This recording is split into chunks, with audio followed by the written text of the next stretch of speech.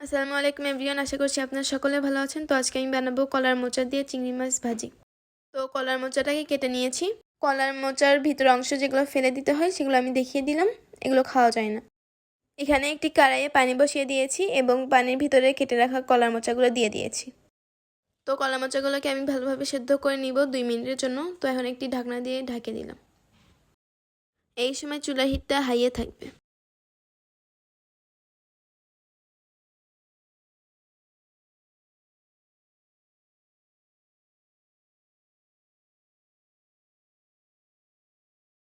এখন একটি বাটিতে 1.5 চা চামচ লবণ দিয়ে দিলাম। আপনারা আপনাদের স্বাদ মতো লবণটাকে দিয়ে দিবেন।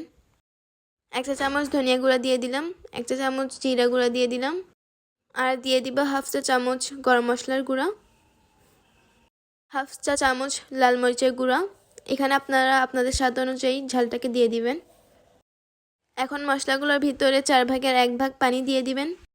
এখানে 2 চা চামচ রসুন বাটা নিয়ে নিয়েছি, আর 1 চা চামচ আদা বাটা। সবগুলোকে ভালোভাবে গুলিয়ে নিব।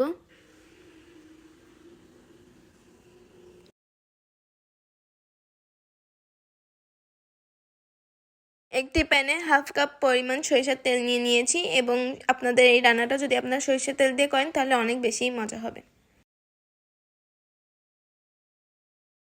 তেলটা গরম হয়ে এলে দিয়ে দিব 1/2 টেবিল চামচ পাঁচফোড়ন, 2 চামচ রসুন কুচি। তো এগুলোকে ভালোভাবে ভেজে নিব।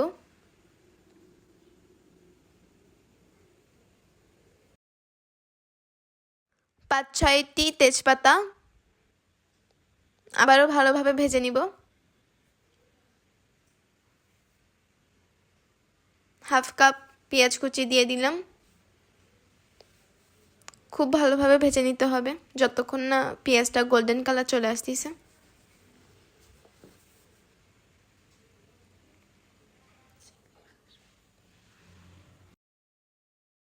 আর এখানে দিয়ে দিলাম 2টি লবঙ্গ, 2টি এলাচ, 2টি দারুচিনি।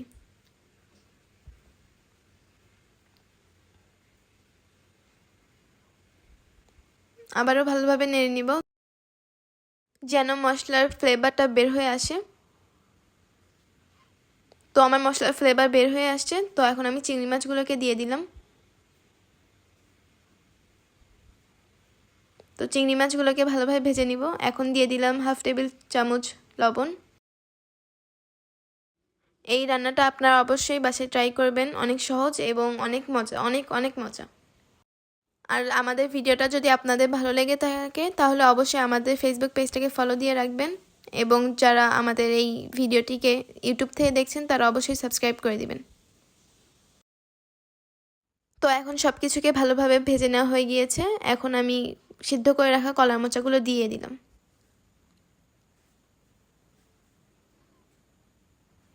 আবারও ভালোভাবে ভেজে নিব। গুলিয়ে রাখা মশলাগুলোকে দিয়ে দিলাম।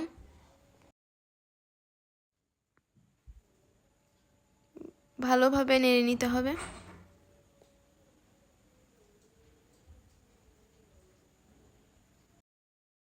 আমি এখন ওই বাটিটাতে করেই 1 কাপের মতো পানি দিয়ে দিলাম।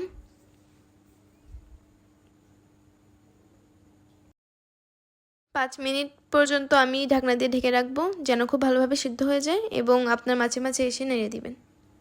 তো আমার 5 মিনিট হয়ে গিয়েছে, আমি ঢাকনাটা তুলে নিলাম। এই সময় কিন্তু অনেক সুন্দর একটা সুগন্ধ বের হবে। চিড়ে রাখা 2-3টি কাঁচামরিচ দিয়ে দিলাম। সবগুলোকে ভালোভাবে নেড়ে নিব খুব সুন্দর করে।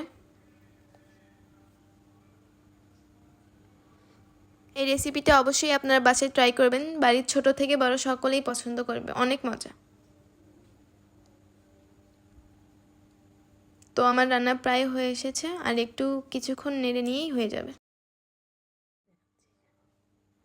যদি আমাদের ভিডিওটি আপনারা ফেসবুক থেকে দেখেন তাহলে অবশ্যই আমাদের ফেসবুক পেজটাকে ফলো এবং লাইক কমেন্ট করে শেয়ার করে দিবেন।